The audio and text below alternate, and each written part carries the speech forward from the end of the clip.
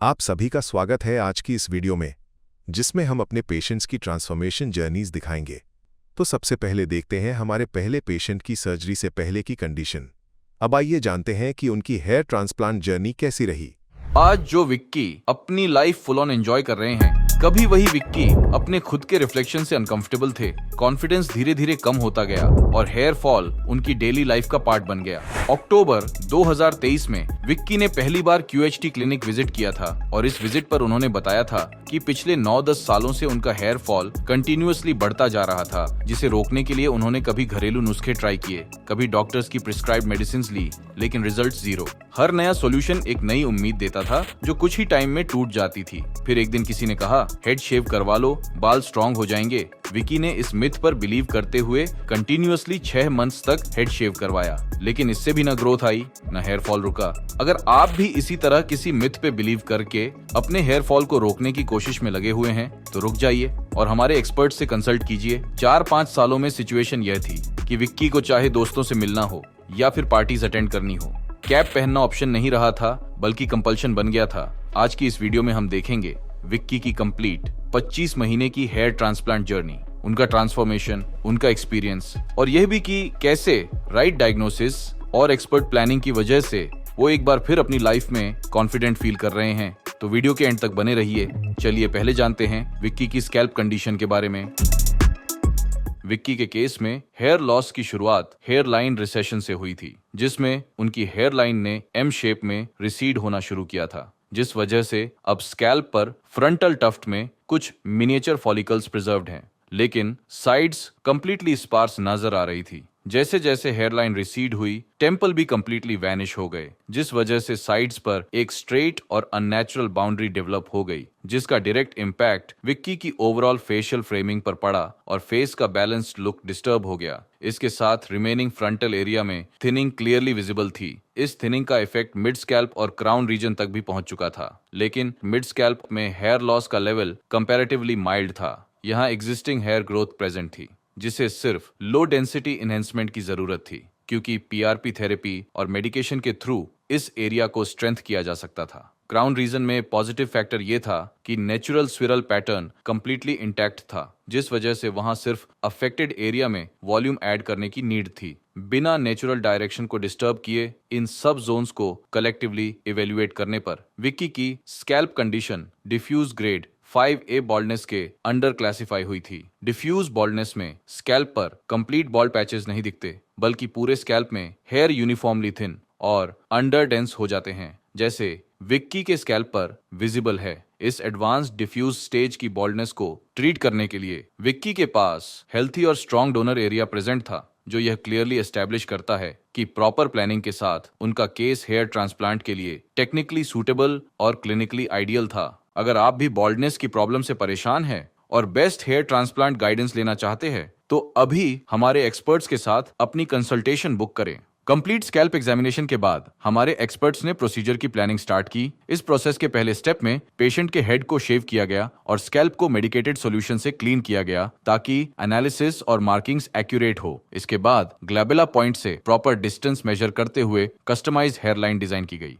Hairline design करते time patient की as, frontal bone structure और फ्यूचर हेयर लॉस पैटर्न का स्पेशली ध्यान रखा गया था, जिससे हेयरलाइन लॉन्ग टर्म में भी नेचुरल और बैलेंस्ड लगे। फेशियल फ्रेम को कंप्लीट करने के लिए हेयरलाइन के साथ टेम्पल्स भी डिजाइन किए गए थे।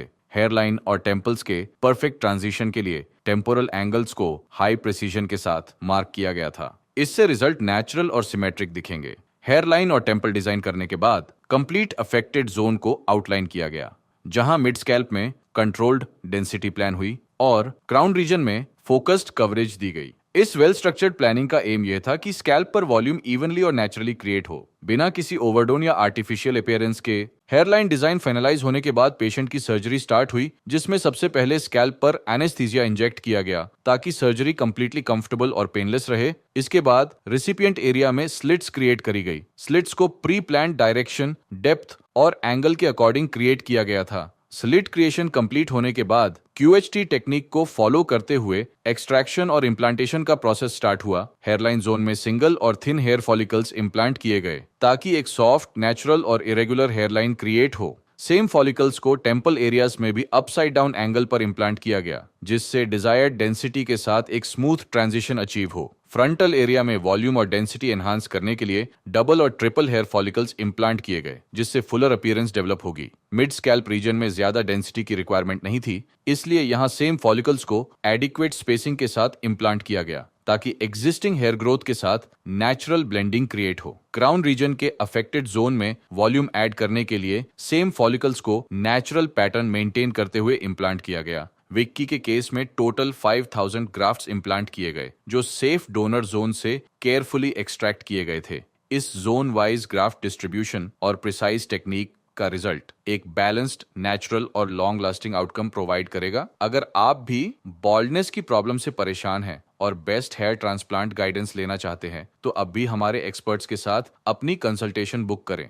सर्जरी के बाद पेशेंट ने मल्टीपल टाइम फॉलोअप्स के लिए क्लिनिक विजिट किया था। 1 महीने का फॉलोअप पर विक्की के स्कैल्प पर 70% शेडिंग विजिबल थी, जो पोस्ट ट्रांसप्लांट ग्रोथ साइकिल का पार्ट है। इस फेज में ट्रांसप्लांटेड हेयर शाफ्ट्स शेड हो जाते हैं, जबकि रूट्स स्कैल्प के अंदर सेफली प्रिजर्व्ड रहती हैं। इस फेज में स्कैल्प हेल्थी रिकवरी शो कर रहा था, बिना किसी इन्फेक्शन या कॉम्प्लिकेशन के। इस विजिट पर पेशेंट ने अपनी फर्स्ट पीआरपी थेरेपी ली, जो फॉलिकल्स को स्टिमुलेट करके ब्लड सर्कुलेशन इंप्रूव करती है और अपकमिंग ग्रोथ फेज को सपोर्ट करती है। नेक्स्ट विजिट विक्की ने 4 महीने कंप्लीट होने पर करी थी। इस टाइम पीरियड में शेडिंग फेज ओवर हो चुका था और transplanted follicles successfully growth phase में ट्रांजिशन कर चुके थे। नेटिव हेयर भी अपने नेचुरल पेस पर ग्रो कर रहे थे। स्कैल्प पर इनिशियल हेयर ग्रोथ विजिबल थी, जहां ट्रांसप्लांटेड और नेटिव हेयर की ब्लेंडिंग क्लियरली ऑब्जर्व हो रही थी। टेम्पल्स अब डिजायर्ड शेप और इंप्रूविंग डेंसिटी के साथ डिफाइंड दिख रहे थे। साथ ही मिड स्कैल्प और क्राउन रीजन में भी healthy, consistent hair growth develop हो रही थी, जो कमिंग मंथ्स में और बेटर वॉल्यूम और डेंसिटी अचीव करेगी। 9 महीने में विक्की का लुक पूरी तरह से बदल चुका था। हेयर लाइन और टेम्पल्स अब सीमलेस ट्रांजिशन के साथ शार्पली डिफाइंड शेप ले चुके थे, जिस वजह से फेशियल फ्रेम पूरी तरह से रेस्टोर हो रहा था। फ्रंटल एरिया और मिड स्कैल्प में dense voluminous hair growth clearly visible थी, जो स्कैल्प को यूनिफॉर्म कवरेज दे रही थी। क्राउन रीजन भी स्मूथ ब्लेंडिंग के साथ हेल्थी वॉल्यूम रेप्लिकेट कर रहा था। इन रिजल्ट्स ने विक्की की अपीयरेंस को एनहांस कर दिया था। अब उनका फेस ज्यादा बैलेंस्ड, यूथफुल और कॉन्फिडेंट लग रहा था और ओवरऑल लुक बिल्कुल नेचुरल फील हो रहा था। इसके बाद विक्की ने 25 महीने कंप्लीट होने पर क्लिनिक विजिट किया था, जिसमें उन्होंने अपना एक्सपीरियंस भी हमारे साथ शेयर किया था। चलिए जानते हैं उनसे कि उनका अब तक का एक्सपीरियंस कैसा रहा। सो हाय गाइस, मेरा नाम विक्की हुआ और मेरे काफी ज्यादा हेयर फॉल हो रहे थे और आगे से जो मेरी हेयर लाइन है वो पीछे की ओर जा रही थी, तो मैं बहुत ज्यादा परेशान था और मैं बहुत सारी क्लिनिक को सर्च कर रहा था कि कैसे मैं अपने इस प्रॉब्लम को सॉल्व करूं। तो मुझे ऑनलाइन सर्च करते करते मुझे क्यूएसटी के बारे में पता चला और आज से लगभग 1.5 साल से भी ज्यादा हो चुके हैं। 2023 के अक्टूबर मंथ के लास्ट में मैंने यहाँ से हेयर ट्रांसप्लांट कराया था, जिसमें मुझे बहुत अच्छे रिजल्ट आए, जो आप देख सकते हो। और अभी मैं 1.5 साल के बाद मैं पीआरपी के लिए हरिद्वार आया और मैंने हरिद्वार भी घूमा और मेरा जो रिजल्ट है वो आप देख सकते हो। यहाँ का मेरा बहुत अच्छा एक्सपीरियंस रहा है। यहाँ के जो लोग हैं बहुत ज्यादा कोऑपरेटिव है और रिजल्ट बहुत ही ऑसम आया है, जो कि आप देख सकते हो। आप डिटेक्ट कर नहीं सकते हो कि मेरा हेयर ट्रांसप्लांट भी हुआ। अगर आप भी सर्च कर रहे हो कोई ऐसा क्लिनिक जहां पे आपको फैमिली जैसा इन्वायरमेंट मिले और बहुत ही अच्छे रिजल्ट हो, तो आप क्यूएसटी के लिए आ सकते हो। तो जैसे कि मैं बहुत सारे क्लिनिक को सर्च कर रहा था और ऑनलाइन भी बहुत सारी क्लिनिक को मैंने देखा और मेरे मन में भी, जैसे आप लोगों के मन में डाउट्स है, मिथ्स है कि हाँ हेयर ट्रांसप्लांट के बाद कहीं प्रॉब्लम तो नहीं होगी, हेड्स में कुछ ऐसा कुछ तो नहीं हो जाएगा जिससे कि इन फ्यूचर दिक्कत आएगा। बहुत सारी चीजें मेरे माइंड में भी थी। डर भी था कि सर में आज से पहले मैंने हेयर ट्रांसप्लांट से पहले मैंने कोई भी सर्जरी नहीं कराया था और सीधा मैं सर में सर्जरी के लिए मैंने सोचा, जो कि बहुत ज्यादा मतलब मेरे लिए पेनफुल मतलब फीलिंग था पहले। लेकिन जब मैंने डिसीजन लिया और यहाँ पे पहुंचा, तो यहाँ पे जो भी डॉक्टर्स हैं और जिस तरह से मेरा ट्रीटमेंट हुआ, मुझे पता भी नहीं चला कि मेरा हेयर ट्रांसप्लांट भी हुआ। मतलब मेरा लगभग 1.5 दिन के सेशन में मेरा कंप्लीट हेयर ट्रांसप्लांट हुआ था। मुझे 5000 ग्राफ लगाए गए थे और बिल्कुल ही पेनलेस मेरा एक्सपीरियंस रहा। यहाँ के जो डॉक्टर्स थे वो बहुत ज्यादा कोऑपरेटिव है, जो कि बहुत अच्छे से मेरी सर्जरी किया था उन्होंने। सो अगर आप लोगों के मन में भी बहुत सारे डाउट्स है कि हेयर ट्रांसप्लांट पेनफुल होगा, हेयर ट्रांसप्लांट के बाद जो बाल होते हैं वो फिर दोबारा से चले जाएंगे, और भी बहुत सारे मिथ्स होंगे। तो आप देख सकते हैं मेरे बाल वैसे के वैसे हैं जैसे मैंने ट्रांसप्लांट करवाया था, और मेरा जो एक्सपीरियंस रहा यहाँ क्यूएसटी का बहुत ही अच्छा एक्सपीरियंस रहा। सो अगर आपके भी मन में कोई डाउट्स है, कोई भी क्वेश्चंस है, तो आप क्यूएसटी के कस्टमर केयर को कॉल करके आप डाउट को क्लियर कर सकते हैं। और मेरी मानो तो आप एक बार क्यूएसटी आके देखो, अपना ट्रांसप्लांट करवा के दे देखो, आपको पता ही नहीं लगेगा कि आपका हेयर ट्रांसप्लांट भी हो गया और आप पहले जो गंजे थे सर पे बाल भी आ गए। Thank you. 25 महीने पूरा होने पर विक्की का फेशियल फ्रेम और भी ज्यादा शार्पली डिफाइंड नजर आ रहा था। फ्रंटल एरिया और मिड स्कैल्प में हेयर ग्रोथ अब फुल्ली मैच्योर और रिफाइन हो चुकी थी, जहां डेंसिटी और टेक्सचर दोनों ही नेचुरल बैलेंस के साथ डेवलप हो गए थे। पूरे स्कैल्प पर यूनिफॉर्म और वॉल्यूमिनस हेयर ग्रोथ प्रेजेंट थी, जिससे रिजल्ट्स बिल्कुल सीमलेस और लॉन्ग टर्म स्टेबल लग रहे थे। इस ट्रांसफॉर्मेशन ने विक्की की ओवरऑल पर्सनैलिटी को एलिवेट कर दिया था। अब वह अपने अकॉर्डिंग बालों को स्टाइल कर रहे थे और कॉन्फिडेंटली अपनी लाइफ एंजॉय कर रहे थे। His journey stands as a clear proof that we deliver natural, long-lasting results through the right planning, precise technique and consistent aftercare।